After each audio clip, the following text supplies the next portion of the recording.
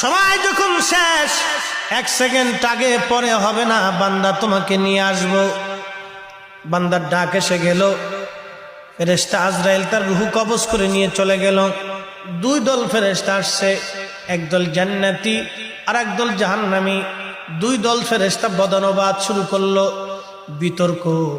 জান্নাতি দল বলল, আমরা তাকে জান্নাতে নিয়ে যাব। এই বান্দা 100 জন মানুষ হত্যা করে তওবা করার জন্য আল্লাহর ওলির বাড়ির দিকে রওনা করেছিল, কিন্তু আল্লাহর ওলির কাছে যেতে পারে নাই, তার আগেই সে মারা গেছে, এই জন্য জান্নাতে নিয়ে যাব।